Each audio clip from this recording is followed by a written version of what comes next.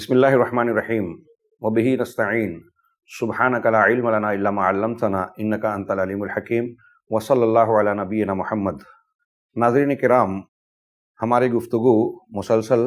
دن کے دو طرف یعنی صبح و شام سے متعلق اذکار کے بارے میں جاری ہے۔ آج ہم صحیح مسلم کی روایت پیش کر رہے ہیں جسے حضرت عبداللہ ابن مسعود رضی اللہ تعالی عنہ نے روایت فرمایا۔ وہ کہتے ہیں کہ اللہ کے نبی صلی اللہ علیہ وسلم جب شام کرتے تو یہ کلمات کہتے تھے: امسینا و امسی الملک للہ والحمد للہ لا الہ الا اللہ وحدہ لا شریک لہ لہ الملک و لہ الحمد وہو علی کل شیء قدیر ربی اسألک خیر ما فی ہذہ اللیلہ وخیر ما بعدہا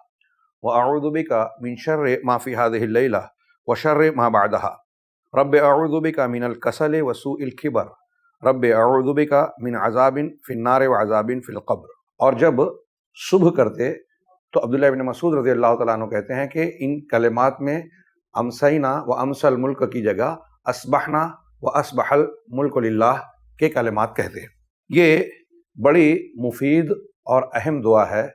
اور یہ اس لائق ہے کہ ایک بندہ مومن اپنے صبح و شام میں اس کو اپنا پابندی والا ورد بنائے اور اس پر محافظت اور پابندی کرے۔ ایک مسلمان ظاہر سی بات ہے کہ اسے اس لیے بھی یہ کرنا چاہیے کہ یہ نبی کریم صلی اللہ علیہ وسلم کی سنت اور اسوہ ہے۔ ہمیں نبی صلی اللہ علیہ وسلم کے اسوے کی پیروی اور آپ کی اقتداء بھی کرنا چاہیے، اور اگر ہم اس دعا کے کلمات اور اس کے معنی اور مدلولات پر غور کریں تو یہ بھی محسوس ہوگا، جیسا کہ میں نے اس سے پہلے بھی عرض کیا اور یہ بات بار بار دہرانے کے لائق ہے، کہ یہ دعائیں اور اذکار ہمارے لیے روز مرہ کی ضرورت ہے۔ چنانچہ آپ غور کریں کہ دعا کے ابتدائی حصے میں اللہ کے نبی صلی اللہ علیہ وسلم کے جو کلمات ہیں اس کا کیا معنی ہے۔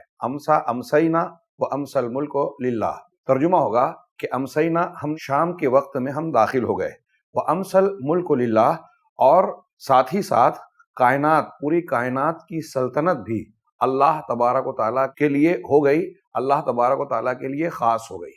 اس کا مطلب یہ ہوا کہ ہم نے یہ بات جان لی اور اس بات پر ہمارا یقین ہو گیا کہ پوری کائنات کی سلطنت اللہ تبارک و تعالیٰ کی ملکیت ہے اور اس کے تابع اور اس کے ماتحت ہے۔ والحمد للہ،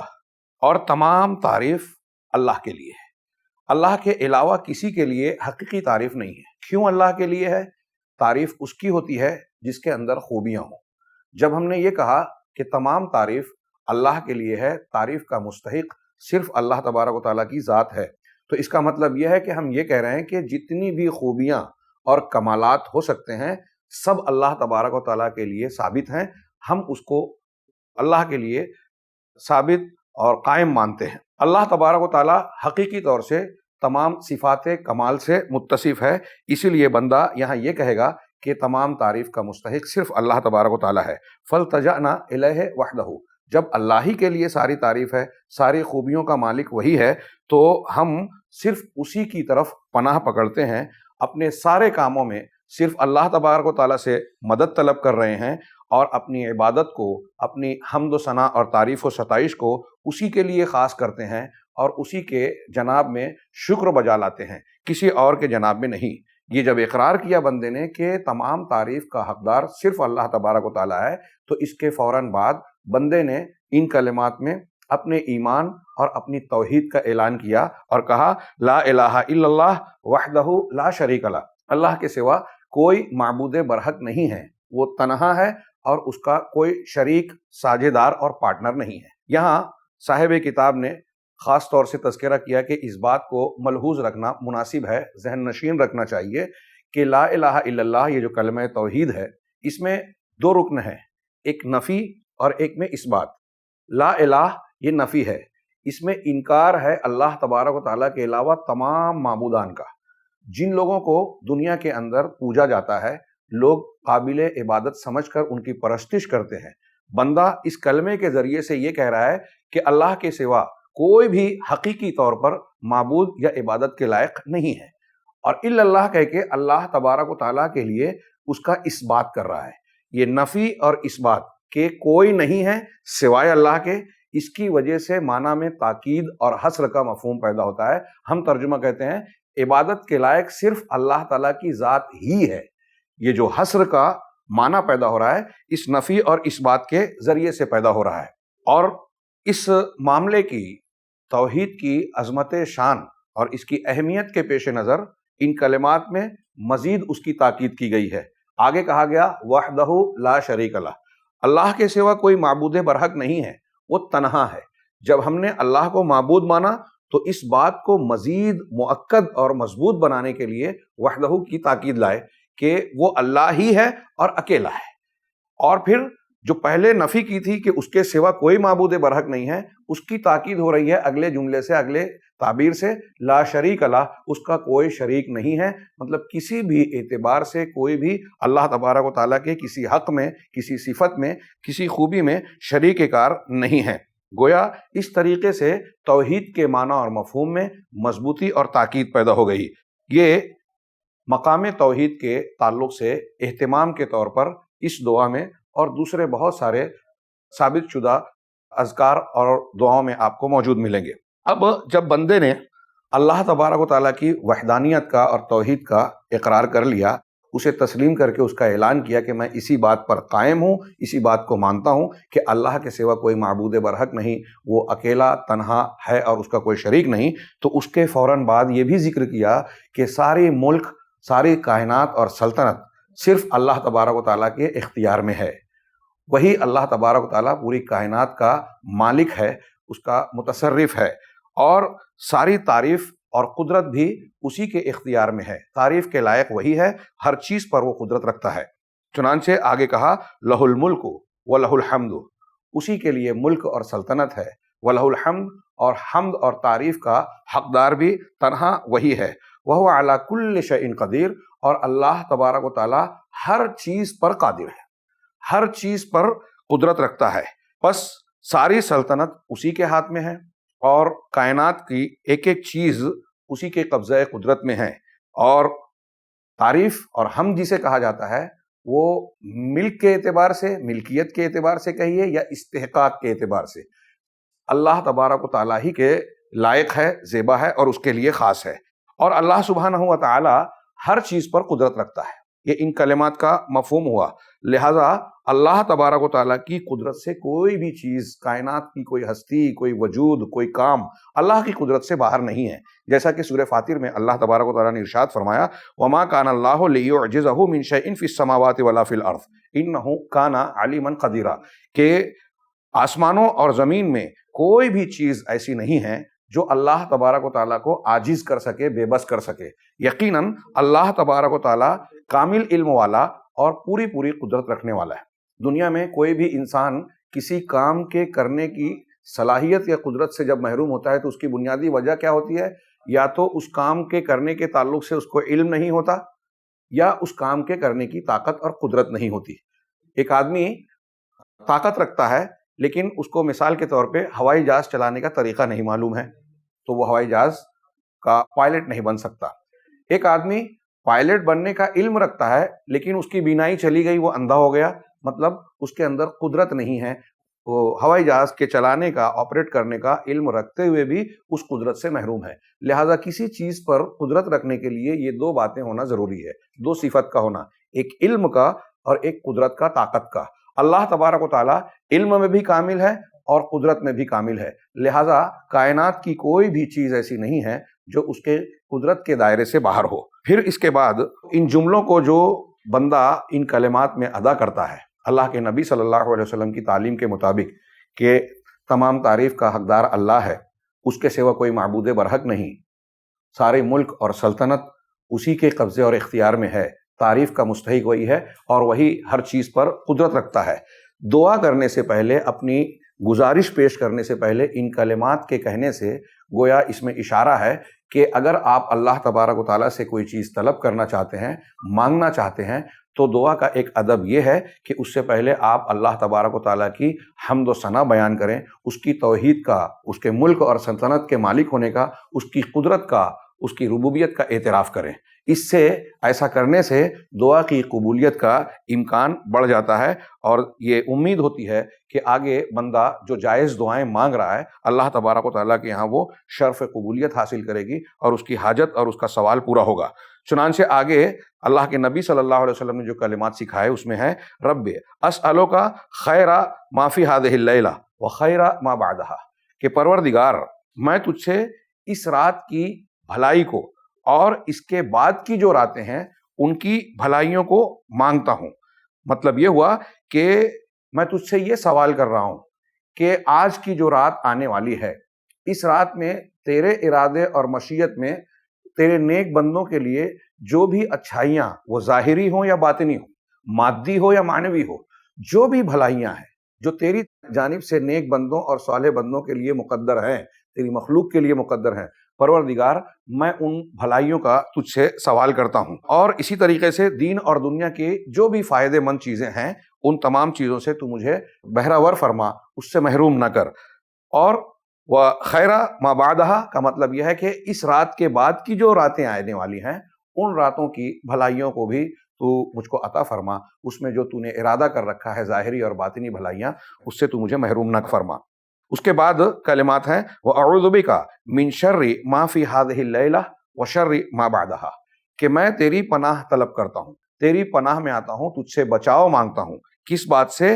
اس رات میں جو شر اور برائی ہے اس سے، اور اس رات کے بعد والی راتوں میں جو شر آنے والے ہیں، جو شر کا فیصلہ ہونے والا ہے تیری جانب سے، اس سے میں تیری پناہ اور بچاؤ طلب کرتا ہوں۔ مطلب یہ ہوا کہ میں تجھ سے حفاظت چاہتا ہوں، تیرا بچاؤ چاہتا ہوں، تیری پناہ چاہتا ہوں ان تمام چیزوں کے شرور سے جن کے واقع ہونے کا تو نے آج کی رات میں فیصلہ کیا ہے کہ فلاں فلاں بری باتوں کا جو بندوں کے حق میں بری ہوگی، یہ چیزوں کا نزول ہوگا یا فیصلہ ہوگا، ایسی چیزوں سے میں تیری پناہ چاہتا ہوں، وہ آج کی رات ہو وشر ما بعدہا، اور آج کی رات کے بعد بھی جو شرور تو نے مقرر کر رکھے ہیں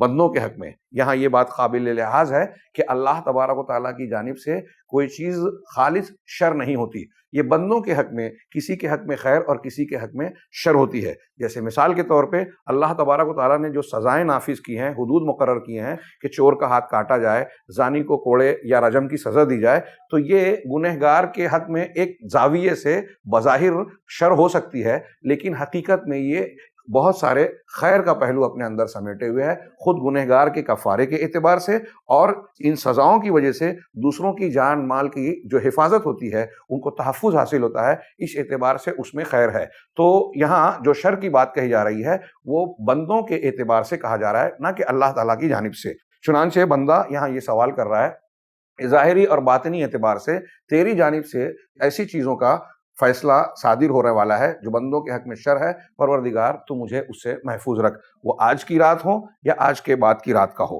آگے کلمات ہیں رب اعوذ بک من الکسل وسوء الکبر، ترجمہ ہوگا کہ پروردگار میں تیری پناہ چاہتا ہوں، تجھ سے بچاؤ کی التجا کر رہا ہوں۔ کس چیز سے؟ کسل مندی اور سستی سے، اور وسوء الکبر اور بڑھاپے کی برائی سے۔ یہاں پہلے کسل مندی کا ذکر کیا گیا۔ کسل مندی یا سستی اور کاہلی کسے کہا جاتا ہے؟ وہ اس چیز کو کہتے ہیں کہ ایک انسان کسی کام کے کرنے کی قدرت اور طاقت رکھتا ہو، قدرت اور طاقت رکھنے کے باوجود اس کا نفس اس کام کو انجام دینے پر آمادہ نہ ہو، تیار نہ ہو، اس کے لیے اپنے آپ کو سرگرم عمل نہ کرے بلکہ خاموش بیٹھا رہے۔ ایسا کرنے سے طاقت اور قدرت ہونے کے باوجود انسان اپنے آپ کو خیر سے محروم رکھتا ہے۔ ایسی ظاہر سی بات ہے کہ یہ خصلت انسان کو نقصان سے اور خسارے سے دوچار کرنے والی ہوتی ہے۔ اس سے پناہ مانگنے کی تعلیم دی گئی۔ غور کیجئے کہ دن کے ابتدائی حصے میں یا رات کے ابتدائی حصے میں جب بندہ یہ دعا مانگ رہا ہے تو گویا دن اور رات میں وہ اپنی محنت و کوشش کے ذریعے سے جو بھلائیاں حاصل کر سکتا ہے، دنیاوی فائدے اور آخرت کے فائدے کے لیے جو کوشش، محنت، عبادت اور سرگرمی انجام دے سکتا ہے، اس سلسلے میں بندہ دعا مانگ رہا ہے کہ مجھے کسل مندی سے، سستی اور کاہلی سے محفوظ رکھ۔ دنیا میں کتنے ایسے لوگ ہیں جو ذہین ہیں، باصلاحیت ہیں، لیکن کسل مندی کی وجہ سے بہت سارے خیر کو حاصل کرنے سے وہ محروم رہ جاتے ہیں، اور اپنی سستی کی وجہ سے، اپنی صلاحیت ہونے کے باوجود، قدرت ہونے کے باوجود وہ بہت سارے لوگوں سے پیچھے ہو جاتے ہیں، جبکہ اگر وہ کسل مندی سے کام نہ لیں تو بہت سارے لوگوں سے آگے بڑھ جائیں، دنیا اور آخرت کی بھلائیاں اپنے دامن میں سمیٹ لے ہوئے۔ یہاں ایک قابل لحاظ بات یہ ہے کہ کسل مندی بری چیز ہے، لیکن اگر کوئی شخص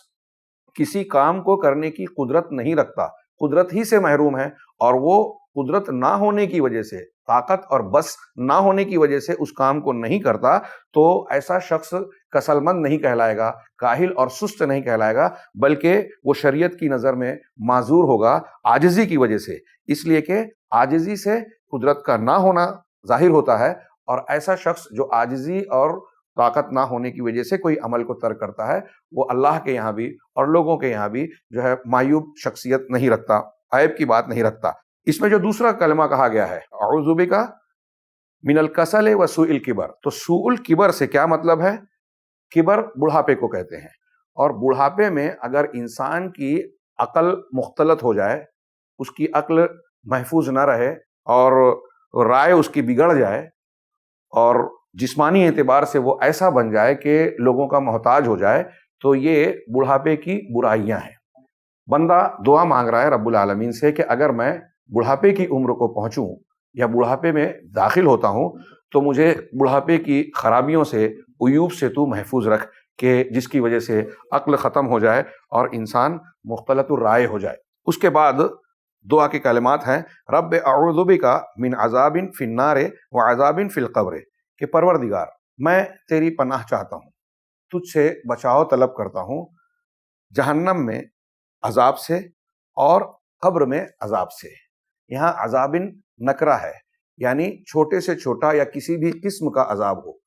جہنم کا اور قبر کا، پروردگار تو مجھے اس سے محفوظ رکھ، میں تجھ سے ان دونوں جگہوں کے عذاب سے، کسی بھی قسم کے عذاب سے پناہ طلب کرتا ہوں۔ یعنی بندہ یہ کہہ رہا ہے کہ پروردگار مجھے جہنم میں ڈالے جانے سے اور قبر کے کسی بھی قسم کے عذاب سے محفوظ رکھ۔ صاحب کتاب نے یہاں یہ بات ذکر کی کہ اللہ کے رسول صلی اللہ علیہ وسلم نے اس دعا میں قبر کے عذاب کا اور جہنم کے عذاب کا بطور خاص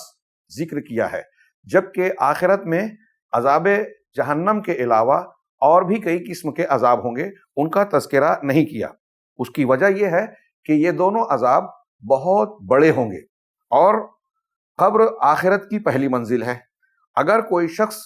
قبر میں عذاب سے محفوظ رہ جاتا ہے، اس پہلی منزل میں اس کا انجام اللہ تبارک و تعالیٰ کے یہاں اچھا رہتا ہے، تو اس بات کی امید کی جا سکتی ہے کہ آگے کے مراحل اور مقامات بھی اس کے لیے آسان ہوں گے۔ حضرت عثمان غنی رضی اللہ تعالیٰ عنہ کے بارے میں مروی ہے کہ وہ جب قبر کی زیارت کے لیے جاتے تھے تو خوب روتے تھے، اتنا روتے تھے کہ روایتوں میں ہے کہ آنسوؤں سے ان کی داڑھی تر ہو جاتی۔ لوگوں نے سوال کیا کہ آپ قبر پر اتنا زیادہ رقت کا شکار ہوتے ہیں، روتے ہیں، ایسا کیوں ہے؟ حضرت عثمان غنی نے جواب دیا کہ یہ آخرت کی جو منزلیں ہیں اس میں سب سے پہلے منزل ہے، اگر یہاں معاملہ درست اور ٹھیک ٹھاک رہا تو امید ہے کہ آگے بھی معاملات ہلکے اور آسان ہوں گے، اور اگر یہاں معاملہ بگڑ گیا تو پھر اس بات کا اندیشہ ہے، خوف ہے کہ آگے کے مراحل بھی انتہائی سخت ہوں گے۔ یہاں میں اس بات کی طرف توجہ دلانا چاہتا ہوں کہ صبح شام کے اذکار میں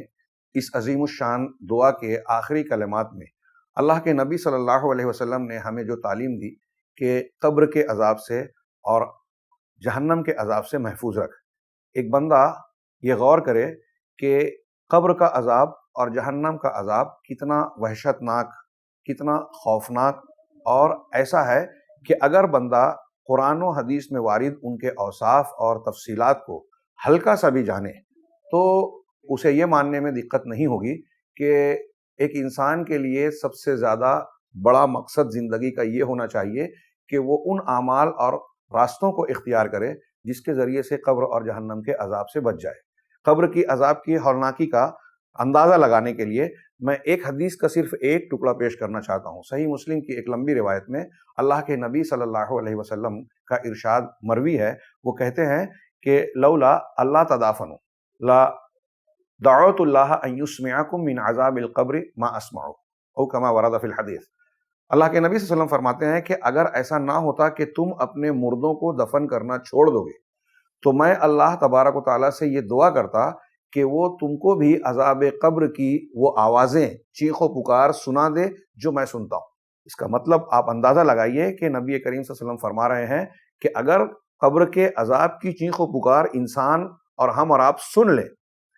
تو اپنے مردوں کو دہشت اور خوف کے مارے قبر میں دفن کرنا چھوڑ دیں گے۔ عذاب قبر کی دوسری روایات میں جو تفصیلات مروی ہیں ان کو آپ حدیث کی کتابوں میں ملاحظہ فرمائیں۔ پھر اس کے بعد جہنم کا عذاب، یہ کتنا بھیانک ہوگا۔ اللہ کے نبی صلی اللہ علیہ وسلم کی بخاری مسلم کی حدیثوں میں ہے کہ جہنم کے سب سے ہلکے عذاب والے آدمی کا معاملہ یہ ہوگا کہ اس کے پیروں کے دونوں تلووں کے نیچے آگ کی دو جوتیاں یا آگ کے دو شعلے رکھے جائیں گے۔ انا احون الناس عذابا یوم القیامہ لرجل یوضع فی اخمص قدمہ جمرتان۔ یہ اللہ کے نبی صلی اللہ علیہ وسلم کی کلمات ہیں۔ آپ نے فرمایا کہ اس کے پیروں کے نیچے جو دو آگ کے شعلے رکھے جائیں گے، یغلی بہما دماغہ، اس سے اس کی دماغ کی ہڈیاں کھولے گی، ابلے گی ابلتے ہوئے پانی کی طرح۔ یرا انہ اشد الناس عذابا، وہ ایسا سمجھے گا کہ جہنم میں جتنے لوگوں کو عذاب دیا جا رہا ہے ان میں وہ شخص سب سے زیادہ سخت عذاب سے دوچار ہے۔ وَهُوَ أَهْوَنُهُمْ عَذَابًا، حالانکہ اللہ کے نبی صلی اللہ علیہ وسلم نے فرمایا کہ وہ حالانکہ سب سے ہلکے عذاب والا ہوگا۔ آپ اندازہ لگائیے کہ قبر کا عذاب اور جہنم کا عذاب کتنا بھیانک ہے۔ اب ایک بندہ مومن کو نبی کریم صلی اللہ علیہ وسلم نے دین کے دونوں فضیلت والے حصوں میں یہ تعلیم دی کہ روزانہ صبح و شام آپ ان کلمات کے ذریعے سے اپنے آپ کو قبر کے اور جہنم کے عذاب سے محفوظ رکھنے کے لیے اللہ تبارک و تعالیٰ سے دعا کریں۔ اب پھر سے ہم اس دعا کے ابتدائی حصے سے تھوڑا سا ذکر کر کے اختتام کو پہنچتے ہیں کہ ابتدائی ذکر میں اللہ کے نبی صلی اللہ علیہ وسلم نے بتایا کہ تمام تعریف اللہ کے لیے ہے، اور اس کی بنیاد پر بندہ یہ کہہ رہا ہے کہ اللہ کے سوا کوئی معبود برحق نہیں ہے، توحید کا اقرار کر رہا ہے۔ روزانہ صبح شام جب وہ ان کلمات کو کہتا ہے تو اللہ تبارک و تعالیٰ پر ایمان کو، اپنی زندگی اور پیدائش کے مقصد کو گویا وہ تازہ کر رہا ہے، اپنے ایمان کی تجدید کر رہا ہے۔ اس تجدید ایمان اور اللہ تبارک و تعالیٰ سے عہد و پیمان کے بعد آگے کے کلمات میں بندہ کچھ ایسی چیزیں طلب کر رہا ہے کہ دن اور رات کے شر سے بچ جائے، دن اور رات میں جو اللہ تبارک و تعالیٰ کی جانب سے بھلائی کا فیصلہ ہوا ہے وہ اپنے دامن میں سمیٹ لے، اللہ سے اس کو طلب کر رہا ہے۔ جب اسے رات کی بھلائیاں مل جائے اور ان کے شرور سے محفوظ ہو جائے اور کسل مندی، سستی اور بڑھاپے کی خرابیوں سے محفوظ ہو جائے تو یہ چیزیں اس کی کامیابی کے امکان کو بڑھا دیتی ہیں۔ گویا دنیا میں بھی وہ کامیاب انسان ہوگا، دنیا کی بھلائیوں کا حقدار بنے گا۔ اور پھر آخری حصے میں سب سے عظیم چیز کا مطالبہ کیا جو انسان کے لیے کامیابی کے لیے بہت ضروری ہے۔ اللہ تبارک و تعالیٰ نے قرآن مجید میں ارشاد فرمایا فمن زحزح عن النار وادخل الجنہ فقد فاز، کہ جو شخص جہنم سے بچا لیا گیا اور جنت میں داخل کر دیا گیا وہ کامیاب ہو گیا۔ روزانہ صبح شام آدمی یہ دعا مانگے کہ اس کو اللہ تبارک و تعالیٰ قبر کے عذاب سے اور جہنم کے ہر قسم کے عذاب سے، جو نکرہ کا لفظ استعمال ہوا ہے عذابین کا، اس کی وجہ سے ہر قسم کا ترجمہ کر رہا ہوں کہ قبر اور جہنم کے ہر قسم کے عذاب سے پروردگار اسے تحفظ عطا فرما دے، اسے پناہ دے دے، تو ظاہر سی بات ہے کہ یہ انسان کی کامیابی کے لیے کافی ہوگا۔ اللہ تبارک و تعالیٰ سے دعا ہے کہ وہ ہمیں دنیا کی بھی تمام بھلائیاں عطا فرمائیں اور اس دنیا سے رخصت ہونے کے بعد قبر اور آخرت کے جہنم کے عذاب سے ہمیں محفوظ رکھے۔ انشاءاللہ اگلے ایپیسوڈ میں ہم ایک نئی دعا کے ساتھ آپ حضرات سے ملاقات کریں گے، تب تک کے لیے ہمیں اجازت دیجیے۔ وآخر دعوانا ان الحمدللہ رب العالمین۔ ایسے ہی اور ویڈیوز بنانے میں ہماری مدد کریں۔